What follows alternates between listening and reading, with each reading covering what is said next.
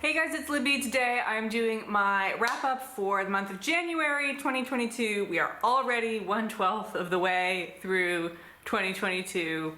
Sweet Jesus. So in this month I got through 5 things. I'm going to categorize them as 3 novels, 1 novella, and 1 short story. But one of the novels was pretty short and the short story was a little bit longer. So, you know, don't take these categories too seriously. And also, I'm just gonna say up front that, like, this was not a great reading month. A lot of 3 stars. Yeah, overall pretty mediocre. So let's start with some literary fiction. The first thing I finished was On Chesil Beach by Ian McEwan. Ian McEwan, probably most famous for his novel Atonement, which got turned into that film where Keira Knightley wears the pretty green dress. And apologies in advance, I read this like in the first 2 or 3 days of the year, and I've already forgotten a lot of what's going on, including the main characters' names. So this is about a newly married couple. The whole story takes place like on their wedding night, sort of the afternoon and night and of their wedding day. It's set in, I think, like 1959 or 1960. We spend a lot of time in the heads of these 2 people, mainly like their anxieties and expectations about how the sex is gonna go. And he is very much like ready to make it happen, or like the id is ready to make it happen, but the super ego, the ego is kind of also ready to make it happen, but the super ego is like, don't be too eager. And then she is maybe asexual and like really doesn't seem interested, but just like, you gotta. So it's basically 150 pages of that, and sometimes they'll, you know, do something in the real world outside of their own heads, like eat dinner. You guys may know that my favorite book of all time is Rebecca, which is largely spent in a character's head. However, that character is much more interesting than either of these 2 people, and I gotta say, like, some parts of this book were just gross. Like, I don't want to hear I don't want to hear about that aspect of your sex life, and I think it was supposed to be. It's not like McEwan was trying to make some sort of like profound or erotic commentary on something. He was like, no, like sometimes your feelings about sex are gross, and so he's thinking this gross thing. Cool. I actually still don't want to read that though. So I gave On Chesil Beach a very half-hearted 3 stars. Next, I freaking finally got around to reading a book which was very hyped when I first got on BookTube. So like, what's that, 7-8 years ago. It's The Night Circus by Erin Morgenstern. So this is set in a sort of like fun, steampunky, magical world where, let's see, I'm slightly worried about getting into spoilers because things are revealed slowly, but I think the back just tells you, and I think it's pretty common knowledge. It's about 2 young people who have to do a magic duel, and they're sort of in training for this magic duel that they don't really understand, and don't really know who their opponent is, even though they meet. I gotta say, I think this book is overhyped. I don't know if I would have liked it better if I had not heard all of these wonderful things about it. But I was like, oh, it's just a book. It's kind of interesting. It's got a bit of that like sort of Terry Pratchett sort of cleverness, social satire, humorous cynicism with some of the secondary characters who are way more interesting than the main characters. But mainly they're interesting in that like they have this one weird quirk. There's twins in it. Of course, there's twins. And so you sort of learn about this interesting person, and then I'm kind of like, okay, we're done with them. So yeah, also 3 stars to The Night Circus. Should I read Erin Morgenstern's second book? Then, fortunately, there was a good thing somewhere in the month of January, and that was the novella Silver in the Wood by Emily Tesh, which is the first in the Green Hollow duology. This had that like misty, earthy, magical dirt under your fingernails and maybe you are just becoming a pile of leaves atmosphere, which is so nice to read in January. So this is set in, oh man, somewhere in England. I actually had a really hard time trying to figure out when this was set. Trains exist, so I think we're in like the 1850s, although before we saw the train, I felt like we were in maybe 1760s, but we are set in a forest near a small village and a large estate, which has just gotten a new owner, Henry Silver. He is at times in the wood.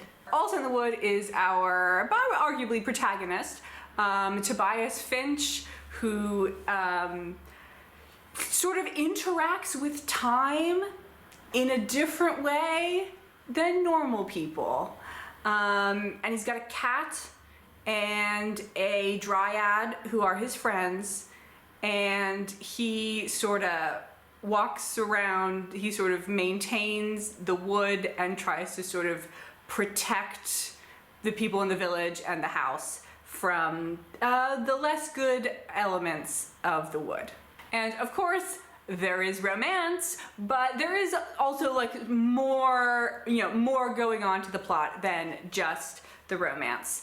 And I thought all that was very interesting, and some definitely unexpected things happened. You got me, Emily Tesh, on several occasions. I rated this 4.5 stars. I did this at a buddy read with Rachel from Kalinati. I think she also rated this 4.5 stars, and we are planning to read the sequel this month, so look forward to hearing about the Drowned Country in the February wrap-up. Then we've got another novel. It is The Drowning Tree by Carol Goodman.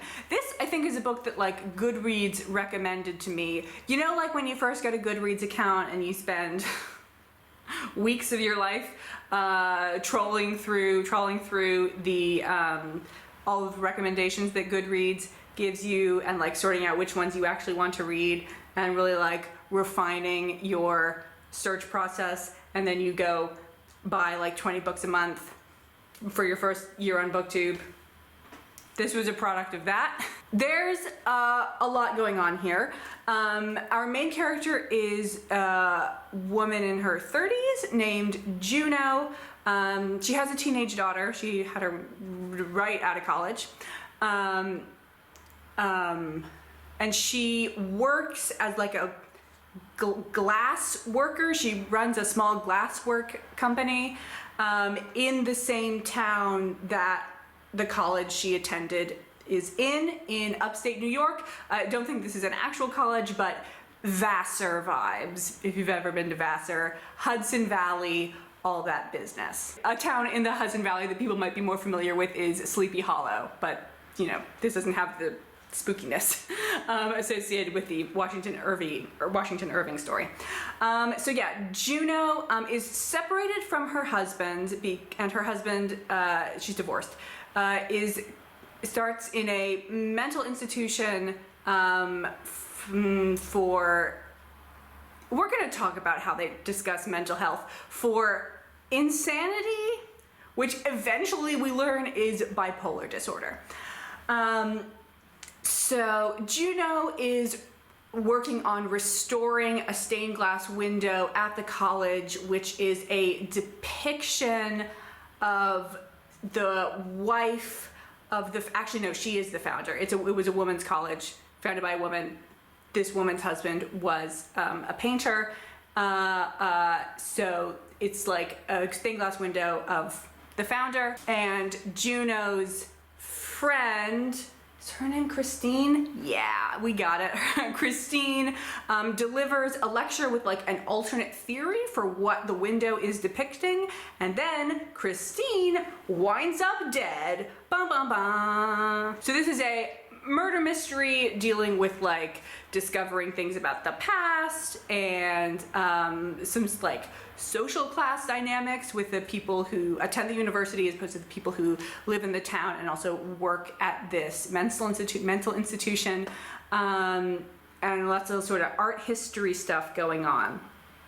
Overall, the plot was fine. You know, it's a murder mystery. Like, all the clues did in fact add up. Cool.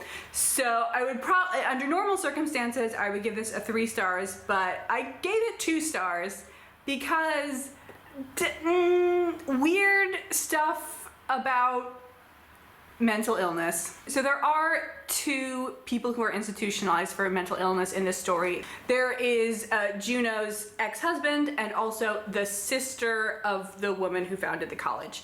Were both put in the, is it called the Penrose Mental Institution? Penrose is the college. Maybe. I can't remember. This book didn't make a particularly strong impression on me.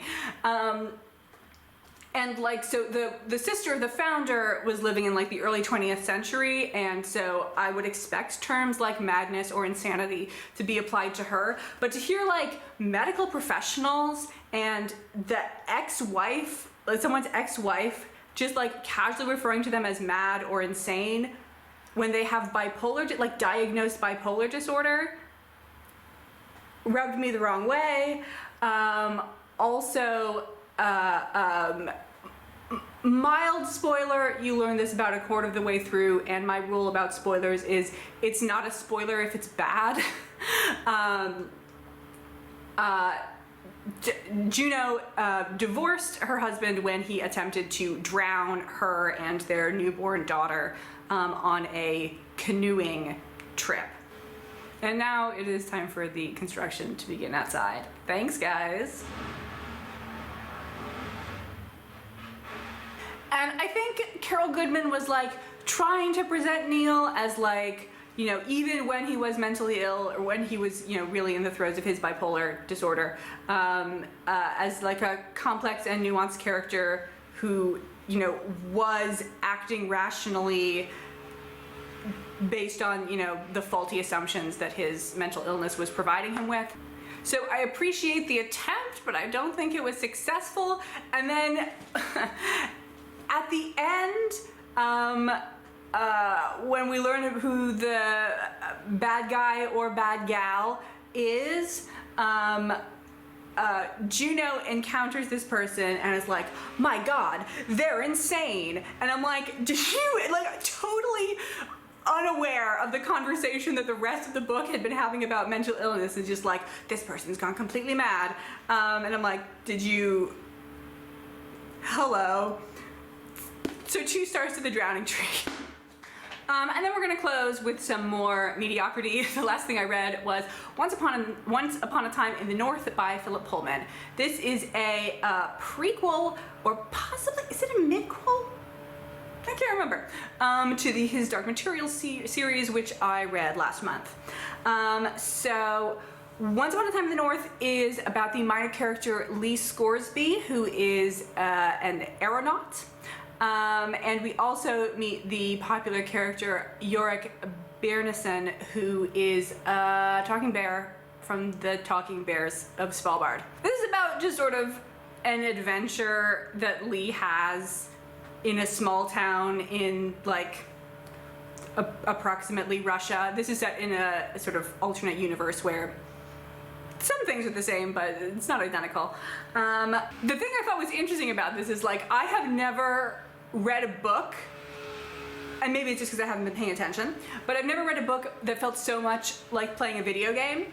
I feel like I just sort of like walked into a town, and then there's a bunch of NPCs that you can talk to, and they all have sort of their own individual, like very particular problems going on. So like there's an election, and like you can romance the daughter of one of the guys running for mayor, and you have a small altercation in a bar where you learn how the mechanics of the game work, and then there's like this weirdo who asks you to help her with a random question that you don't understand the context of, and you just have to sort of pick pick an answer and then hope it's right. And don't worry, in 45 minutes you'll get a cutscene explaining what happens. I don't say this in criticism. That doesn't necessarily have to be a bad thing. I just thought it was very interesting. Yeah, I would say, like, overall as a story, it was fine. I really don't see how any of this contributes to the His Dark Materials series. I would say read this if you, like, freaking love Lee Scoresby and will do anything to read more about him. Oh, I actually did have one specific complaint, which may have been me misreading something. But from the impression I got, Lee was, like, surprised that there were talking bears. So the talking bears, they're polar bears. They, like, mostly live in the north, as polar bears do, and Lee's from Texas.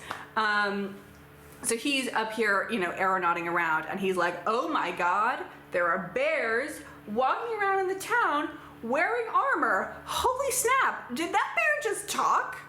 And I feel like in the real world, even the real world with only, like, 19th century technology, if there were bears, if there was a whole culture of bears that could talk, people would know about that. I feel like word would have gotten around. Lee's very well traveled. You never heard of the freaking talking bears? 3 stars to Once Upon a Time in the North. And that's it for the month of January. February's kind of looking up. We got Drowned Country. I'm currently reading Cold Comfort Farm. So thank you all for watching. I will see you again soon.